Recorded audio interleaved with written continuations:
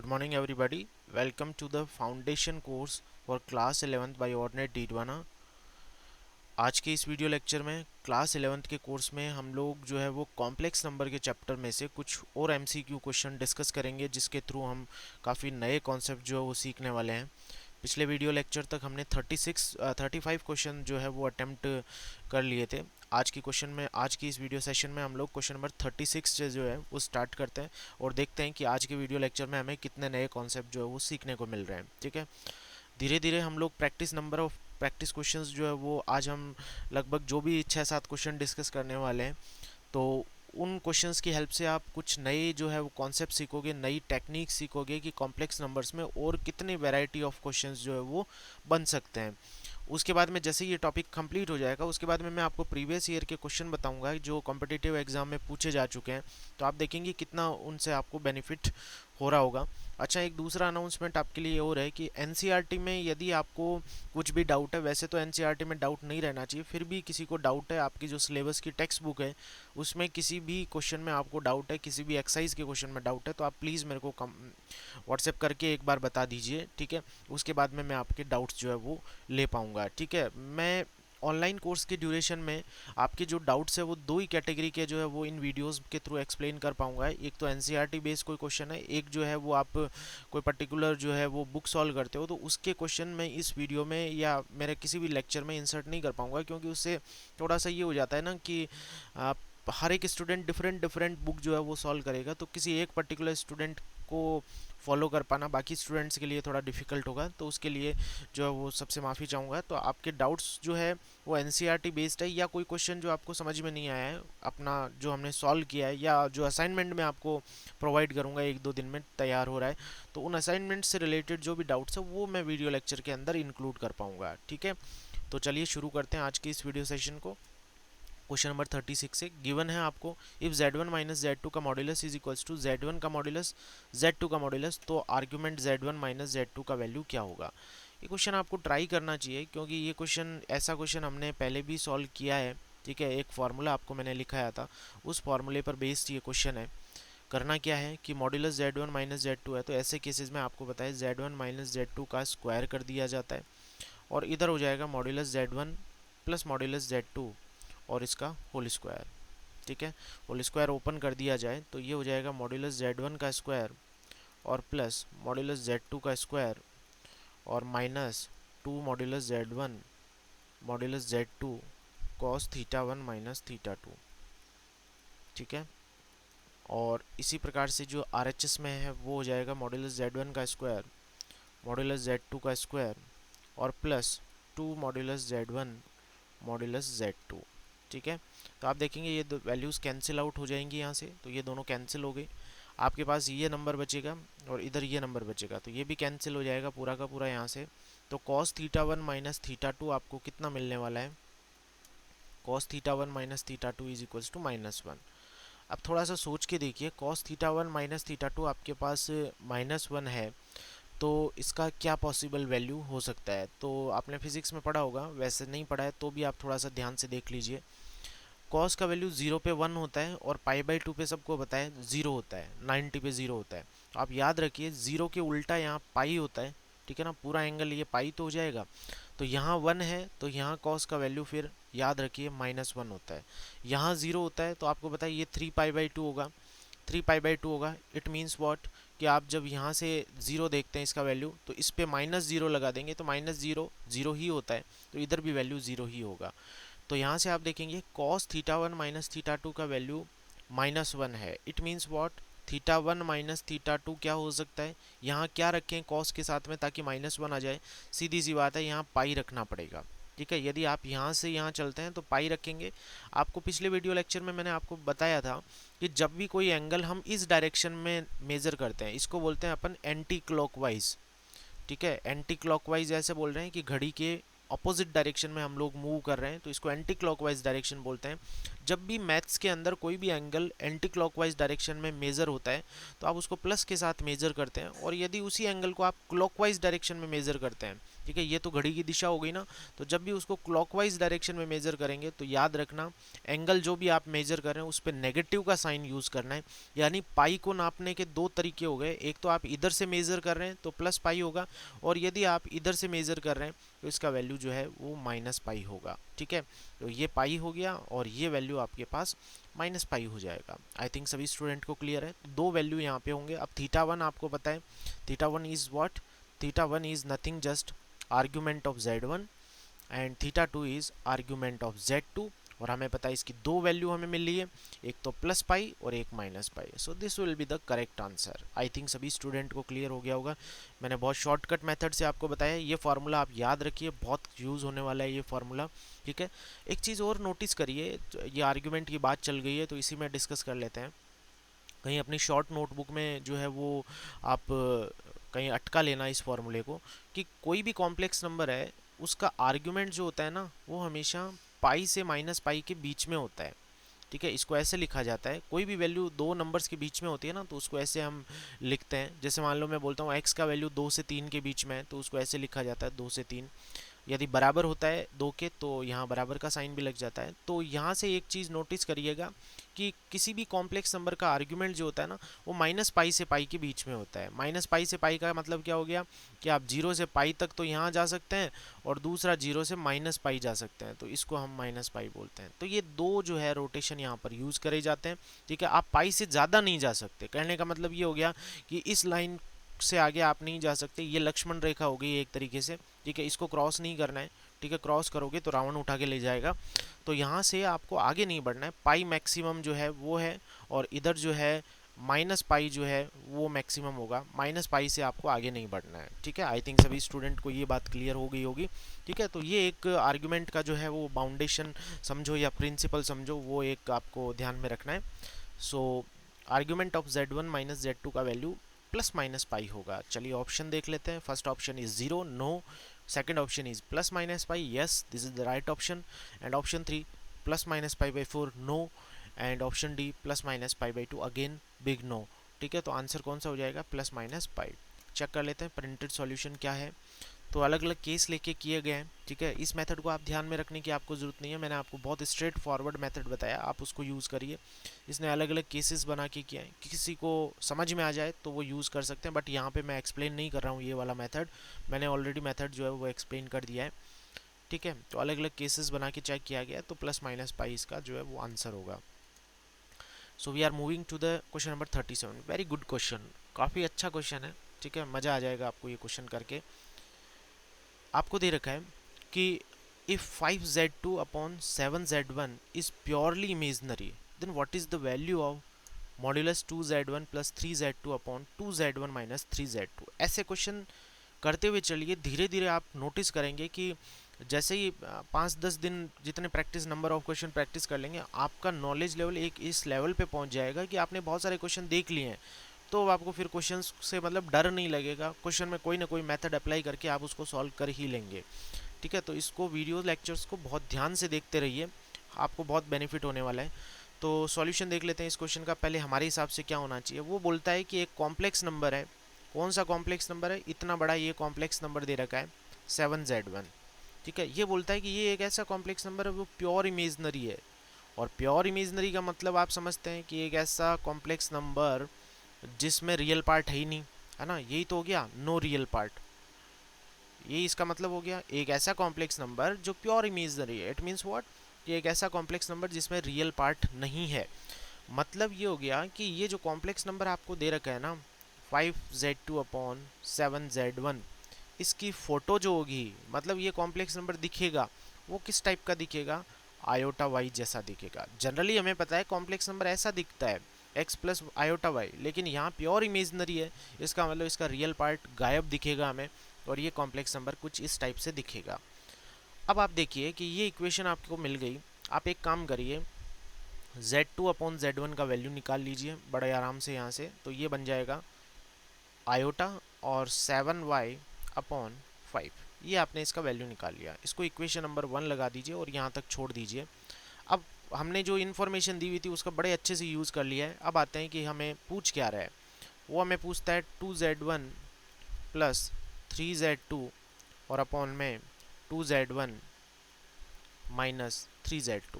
तो हमें पता है कि इसका वैल्यू निकालने के लिए या तो z1 और z2 दोनों पता हो हमें, और हमें z1 और z2 अलग तो पता नहीं है, लेकिन ये पता है कि z2 अपॉन z1 कितना है। तो एक काम करते हैं हम लोग, इसमें अंश और हर में इट मीन्स न्यूमरेटर और डिनोमिनेटर में z1 से हम डिवाइड कर दें। We are dividing the numerator and denominator with the complex number z1। ठीक है, तो जैसे ही z1 से डिवाइड किया तो ये बन जाएगा 3z2 अपॉन z1, और डिनोमिनेटर को भी डिवाइड कर दिया तो 2 minus 3z2 upon z1। I think you all are getting my point.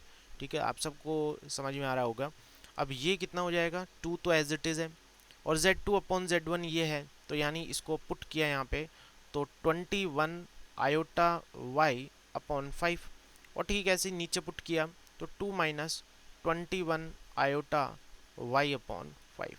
So this is the complex number. Okay, ये वैल्यू आपके पास आ गया। अब क्या करना है, जैसे ही आपने ये पुट किया तो आपको पता है कि मॉड्यूलस जो है वो कॉम्प्लेक्स नंबर्स का अलग अलग हो जाएगा। तो 2 प्लस आयोटा और 21y अपॉन 5, यदि मैंने कुछ मिस्टेक नहीं किया है तो ये ऐसा लिखा जा सकता है, और नीचे भी ऐसे ही लिख दें तो 2 माइनस आयोटा या प्लस ही लिख देते हैं, और माइनस 21y अपॉन 5, इसका मॉड्यूलस अलग हो जाएगा। दोनों कॉम्प्लेक्स नंबर्स का मॉड्यूलस अलग अलग हो गया।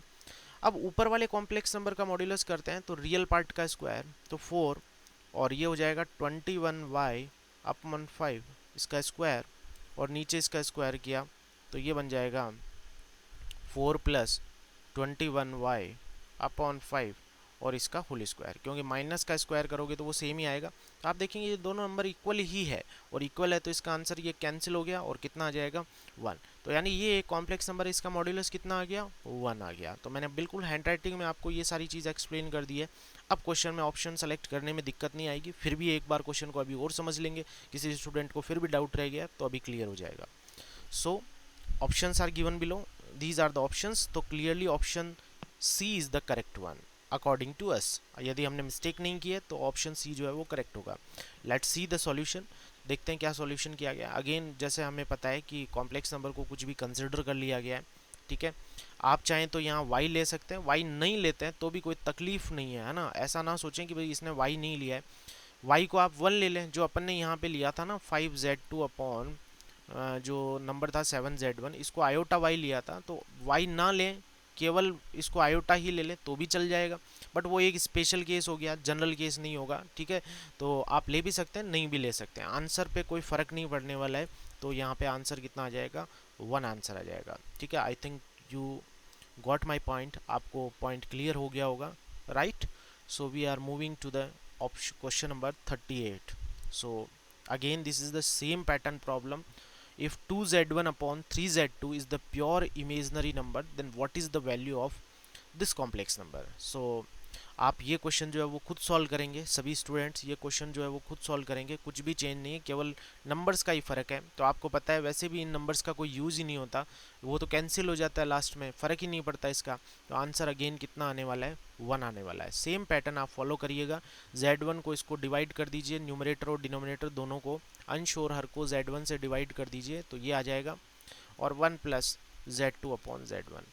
आप z2 से भी डिवाइड कर सकते हैं तो भी कोई तकलीफ नहीं है, z1 अपॉन z2 माइनस 1 आ जाएगा, और z1 अपॉन z2 प्लस 1 आ जाएगा, कोई तकलीफ नहीं है, मॉड्यूलस को अलग अलग कर दीजिए। I think clear to everyone, खुद सॉल्व करके देखिएगा, आंसर अगेन 1 ही आने वाला है, same result 1।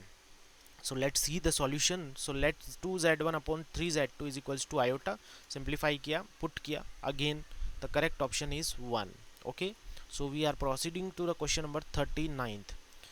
Again this is the tricky question. If z is equals to 1 plus iota, यदि एक कॉम्प्लेक्स नंबर समिश्र संख्या z आपको 1 plus iota दे रखा है, then you have to find the argument of this complex number. आपको इस complex number का argument बताना। Options are given below. First of all you have to pause the video and then try to solve by yourself this question। ठीक है, आपको खुद से solve करना है, and then select the correct option। then after selecting the correct option you should play the video again and match your answer। Okay, आपको ये procedure जो है वो फॉलो करना चाहिए।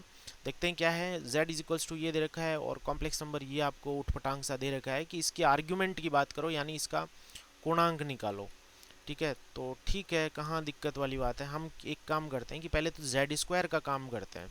Z square is nothing just one plus iota whole square, और यहाँ इसको सॉल्व किया जाए तो one plus iota square and plus two iota. ठीक है, आयोटा स्क्वायर -1 होता है, इससे कट जाएगा, 2 आयोटा आने वाला है। ठीक है, हमें इसका आर्ग्यूमेंट निकालना है। ठीक है, तो आर्ग्यूमेंट निकालने के लिए अच्छा z-1 का वैल्यू भी निकाल लेते हैं, z-1 आयोटा होगा। ठीक है, तो हम लोग आर्ग्यूमेंट निकालने के लिए पहले तो इस कॉम्प्लेक्स नंबर को जो है वो सिंप्लीफाई करते हैं। तो इस कॉम्प्लेक्स नंबर को सिंप्लीफाई किया तो हमें इसका आर्ग्यूमेंट निकालना है Z square into E to the power z-1। So Z square is nothing just 2 iota and E to the power z-1 is iota. ये आपके पास रिजल्ट आ गया। ठीक है, अब आपको इसका आर्ग्यूमेंट निकालना है, यानी इसका कोणांक निकालना है। ठीक है, तो कैसे इसको हम कोणांक को निकाल सकते हैं, आप देखिएगा। इस कॉम्प्लेक्स नंबर को यदि रिप्रेजेंट करें तो आपको पता है कि e to the power iota theta जो है वो क्या होता है, cos theta plus iota sine theta. इसको या तो हम रीराइट करें और देन इसको सिंप्लीफाई करें, तो देखते हैं कि इसका सॉल्यूशन कैसे किया जा सकता है। डायरेक्ट हम प्रिंटेड सॉल्यूशन चेक करते हैं। जेड स्क्वायर निकाल लिया हमने, जेड स्क्वायर अभी 2 आयोटा आया था, और आपने देखा कि z-1 जो है, जस्ट अ मिनट, अच्छा यहाँ मिसप्रिंटेड है तभी मुझे लगा, है ना, यहाँ क्वेश्चन में थोड़ा सा मिसप्रिंटेड है, ये z- आयोटा होगा, इसको z- आयोटा करिएगा। ठीक है, ये z- आयोटा है, Z square into E to the power z- iota. अब z- आयोटा यहाँ से कितना हो जाएगा, z- आयोटा इज 1, तो जेड स्क्वायर आपके पास आया 2 आयोटा और z- आयोटा आपके पास आया 1। ठीक है, तो Z square into E to the power z- iota, ये कितना आ जाएगा यहाँ से, जेड स्क्वायर तो आपके पास 2 आयोटा आएगा into E to the power 1। ठीक है, तो ये आपके पास आएगा। तो 2e को तो बाहर रख लेते हैं, e का वैल्यू कितना होता है, मैंने आपको पिछले लेक्चर में, शुरुआत के लेक्चर में बताया था जहाँ हमने यूलर फॉर्म पढ़ा था, 2.71 ऑलमोस्ट होता है इसका वैल्यू। ठीक है, तो ये कांस्टेंट है और आयोटा इधर बाहर आ गया, तो ये तो कॉम्प्लेक्स नंबर तो है नहीं, कांस्टेंट है, तो इसका आर्ग्यूमेंट तो आएगा नहीं। हमें किसका आर्ग्यूमेंट निकालना है, केवल आयोटा का। भाई ये कॉम्प्लेक्स नंबर का आर्ग्यूमेंट पूछा हुआ था पूरे का क्वेश्चन में, हमने इसको रिड्यूस कर लिया इसमें। अब 2 आयोटा तो एज ए कांस्टेंट है, नियतांक है, स्थिरांक है, इसका वैल्यू तो चेंज ही नहीं होगा। ठीक है ना, कांस्टेंट है ये, तो इसका मतलब ये हो गया कि जो चेंज होगा वो ये होगा। और इसका आर्ग्यूमेंट कितना होता है वो आपको पता है, आयोटा कहाँ बनेगा, आयोटा बनेगा ऊपर की साइड, और इसका इसके साथ एंगल निकाला जाए तो कितना हो जाएगा, π/2। तो ऑप्शन ए हमारे अकॉर्डिंगली तो ट्रू होना चाहिए, यदि हमने मिस्टेक नहीं की है या क्वेश्चन में गड़बड़ नहीं है तो देखते हैं क्या आ जाएगा। Option 1 is the correct option, किसी स्टूडेंट को कोई डाउट नहीं होगा। So we are proceeding to the question number 40। Question number 40 log का क्वेश्चन है। लॉग अभी हम स्किप कर रहे हैं, लॉग जो चैप्टर है वो हम इन डिटेल में सेपरेट जो है वो लेसन में पढ़ेंगे। अगला लेसन हो सकता है मैं लॉग वाला चैप्टर ही स्टार्ट कर दूं। ठीक है, लॉग हम लोग सेपरेट पढ़ेंगे। लॉग एक मैथमेटिक्स का फंक्शन होता है। ठीक है, लॉग जो है वो अलग से हम पढ़ेंगे, लोग वो लॉग नहीं है जो हम लोग होते हैं। ठीक है, लॉग एक मैथमेटिक्स का फंक्शन होता है, लाइक साइन एक्स हो गया, कॉस एक्स हो गया, ऐसे ही मैथ्स में लॉग का फंक्शन भी यूज़ करते हैं। ठीक है, लॉग के बारे में हम लोग सेपरेटली डिस्कस करेंगे, फिर ये क्वेश्चन आप लोग कर पाएंगे। ठीक है, अभी मैं इस क्वेश्चन को स्किप कर रहा हूँ, अभी ये नहीं हो पाएगा क्योंकि लॉग की पहले थ्योरी हमें देखनी होगी, उसके बाद में इसको कंटिन्यू करेंगे। So I am skipping this question right now. बहुत इजी क्वेश्चन था, बट अभी लॉग नहीं पढ़ा है, आपको जानकारी नहीं है तो छोड़ रहे हैं इसको। So we are proceeding to question number 41। Again this is from the topic log, so we are again skipping this question, इसको भी स्किप कर देते हैं।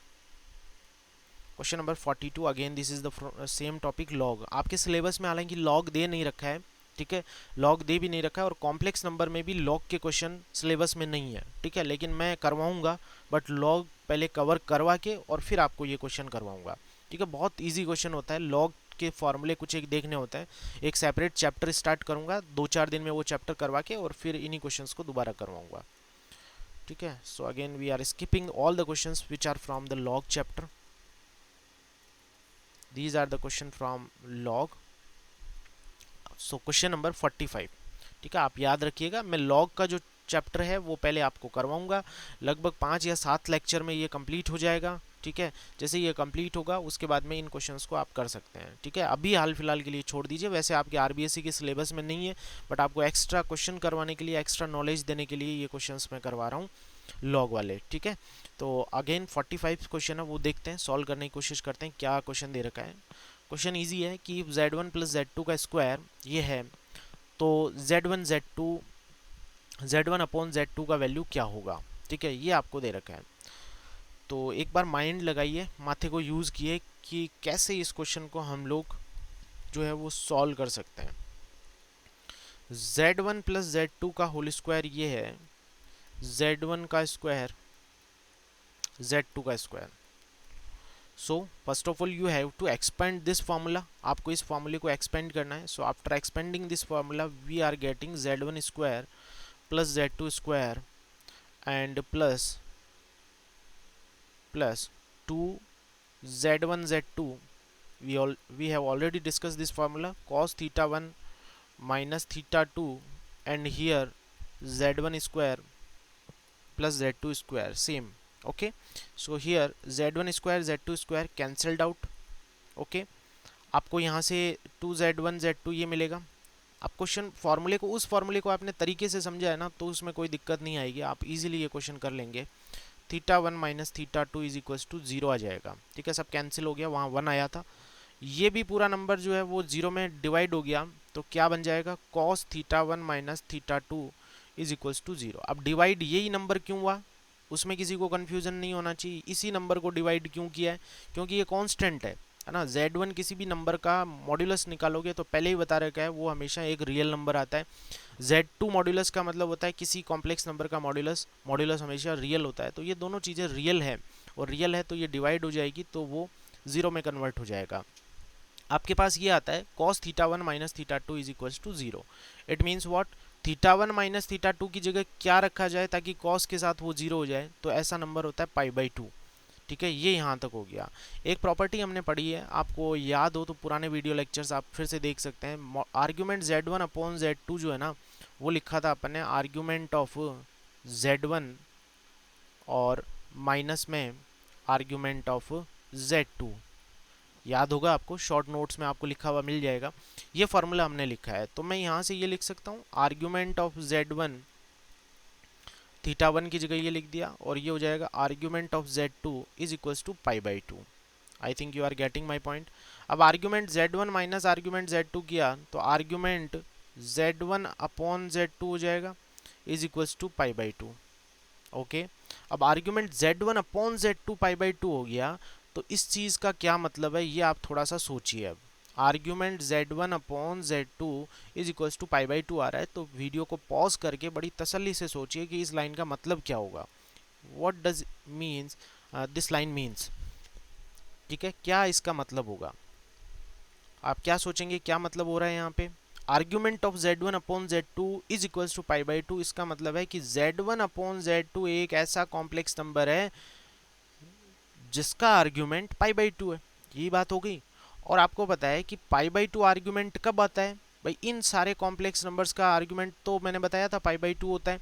यदि कोई नेगेटिव में यहाँ है तो उसका आर्ग्यूमेंट माइनस π/2 होगा, और यदि कोई कॉम्प्लेक्स नंबर यहीं है तो उसका आर्ग्यूमेंट 0 हो जाएगा, और कोई कॉम्प्लेक्स नंबर यहाँ होती है तो उसका आर्ग्यूमेंट कितना हो जाएगा, इसका आर्ग्यूमेंट पाई होता है। और जब कोई कॉम्प्लेक्स नंबर यहाँ होती है तो इसका आर्ग्यूमेंट 90 डिग्री बनता है, तो इसका मतलब ये हो गया आर्ग्यूमेंट तभी π/2 आएगा जब जिस कॉम्प्लेक्स नंबर की आप बात कर रहे हो, आप कौन से कॉम्प्लेक्स नंबर की बात कर रहे हो, z1 अपॉन z2। तो z1 अपॉन z2 हमेशा कौन सी एक्सिस पर लाई करेगा, पॉजिटिव वाई एक्सिस पर लाई करेगा। और आपको पता है पॉजिटिव वाई एक्सिस पे किस टाइप के नंबर लाई करते हैं, आयोटा, 2 आयोटा, 3 आयोटा, यानी ऐसे नंबर जो पॉजिटिव भी हैं और जिनमें रियल पार्ट नहीं है। इट मीन्स रियल पार्ट नहीं है तो वो कॉम्प्लेक्स नंबर किस टाइप के होंगे, प्योरली इमेजनरी नंबर होंगे। तो कौन सा ऑप्शन ट्रू हो जाएगा, purely imaginary numbers are there. Very very very important question, आज की क्लास का सबसे इंपॉर्टेंट जो है वो क्वेश्चन ये है, 45 क्वेश्चन। बड़े ध्यान से और अच्छे से इसको नोट करके रखिएगा, ये जी एडवांस में भी पहले आ चुका है क्वेश्चन, ठीक है। बाकी एनडीए वगैरह में ये क्वेश्चन घूमते फिरते बहुत बार आ जाता है, ठीक है। यहाँ z1 माइनस z2 दे देगा, आपको कुछ भी दे सकता है और आपसे क्वेश्चन पूछा जा सकता है। So let's see the solution of this question, printed solution. Again we have use the formula, ये फार्मूला x1 वाला यूज़ किया गया, बट हमने शॉर्टकट में डायरेक्ट फार्मूला जो बना रखा है वो फार्मूला हम यूज़ करेंगे, ठीक है।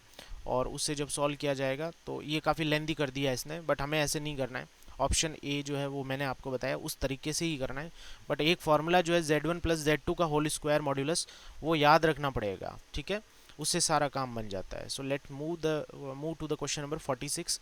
If z minus 1 and upon z+1 is the pure imaginary number, then what is the value of modulus z? Options are given below. आप ट्राई कर सकते हैं इस क्वेश्चन को खुद एक बार, ठीक है, वीडियो पॉज करके, क्या इसका सॉल्यूशन होगा। चलिए आज का ये होमवर्क दे देता हूँ मैं आपको, ऐसा करता हूँ, और अगली क्लास में हम इसी क्वेश्चन से शुरू करेंगे।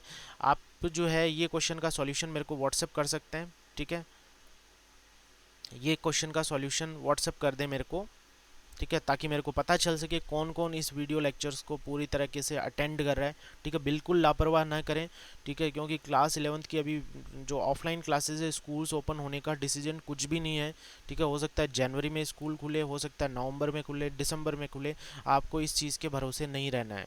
आपको जिस सब्जेक्ट में जो टीचर जो चैप्टर कंटिन्यू करवा रहा है उसको ध्यान से कवर करते जाएं, क्योंकि सिलेबस में भी अभी 70% सिलेबस रहना है, 30% डिलीट होना है सिलेबस, तो कौन सा चैप्टर डिलीट होगा इसमें भी हमें बड़ी सावधानी रखनी पड़ेगी, क्योंकि ऐसा ना हो जो चैप्टर हमने पढ़ा है और वो डिलीट ही हो जाए, ठीक है, तो ऐसा भी नहीं हो, तो हमें बहुत सावधानी रखनी है अपने चैप्टर्स को सेलेक्ट करने में। मैथमेटिक्स में बात करें तो जैसे कॉम्प्लेक्स नंबर है, ये चैप्टर ऐसा होता है जो क्लास 11th में से कभी नहीं हट सकता। ऐसी ज्योमेट्री होती है वो कभी नहीं हटेगी, और ऐसे ही हम देखें ट्रिग्नोमेट्री ऐसा टॉपिक होता है जो कभी नहीं हटेगा। तो हम लोग इसी से स्टार्ट करने वाले हैं, इन्हीं टॉपिक्स को पहले कवर करेंगे जब तक हमारी ऑनलाइन क्लासेस कंटिन्यू रहती है, ठीक है। तो आप लोग इस चीज़ को ध्यान रखिए, अब बिल्कुल सीरियस हो जाइए, क्योंकि क्लास 10th आपका निकल चुका है। तो ऐसा नहीं है कि क्लास 11th आप बिल्कुल मस्ती के मूड में चलते रहें और अपना टाइम वेस्ट करते रहें। यदि अभी टाइम वेस्ट करेंगे तो आपको क्लास 12th के बाद में जो है वो उस चीज़ का जो है बहुत बड़ा हर्जाना देना पड़ेगा, बहुत बड़ा रिटर्न चुकाना पड़ेगा। तो इस वजह से बिल्कुल इस चीज़ को सीरियस ले लें, जो चीज़ आपको बताई जा रही है बिल्कुल सिंसियरली जो है उसको अटेम्प्ट करिए, जो होमवर्क आपको दिया जाता है उसको अटेम्प्ट करिए। मे बी आज के लेक्चर के बाद में मैं एक असाइनमेंट अपलोड करूँगा, ठीक है, असाइनमेंट जो है वो आप कंप्लीट करिए, डाउनलोड करिए, उसको सॉल्व करिए, और उसको असाइनमेंट को हम लोग डिस्कस भी करेंगे एक वीडियो लेक्चर में। तो चलिए मिलते हैं अगले वीडियो लेक्चर में, तब तक के लिए bye bye, take care, see you again in next video.